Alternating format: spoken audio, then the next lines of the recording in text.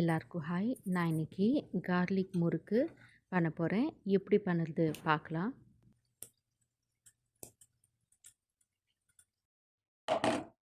எட்டு பல்லு பூண்டு, 1/4 கப் அளவுக்கு தண்ணி ஆட் பண்ணி நல்லா பேஸ்ட் பண்ணிக்கலாம். இந்த மாதிரி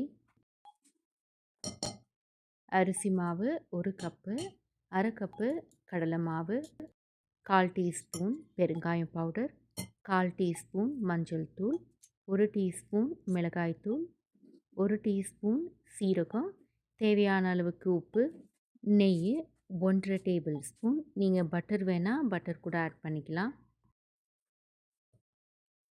இப்போது கையால் நல்லா ஒரு வாட்டி மிக்ஸ் பண்ணி எடுத்துக்கிறேன். இப்போது பூண்டு பேஸ்ட் பண்ணி வச்சுருந்ததை ஆட் பண்ணிவிட்டு நம்ம மாவை நல்லா பிசைஞ்சு எடுத்துக்கலாம்.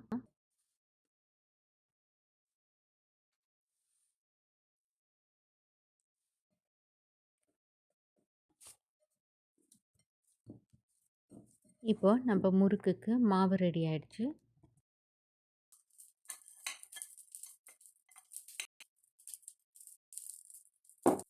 எண்ணெய் இல்லைன்னா நெய் இந்த மாதிரி அப்ளை பண்ணிக்கலாம்.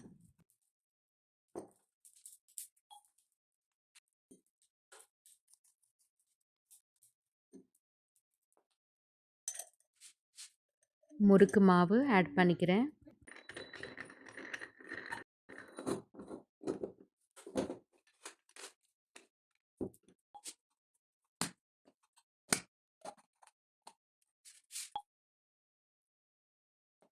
இப்போது மீடியம் ஃப்ளேமில் நம்ம முறுக்கு சுட்டு எடுத்துக்கலாம்.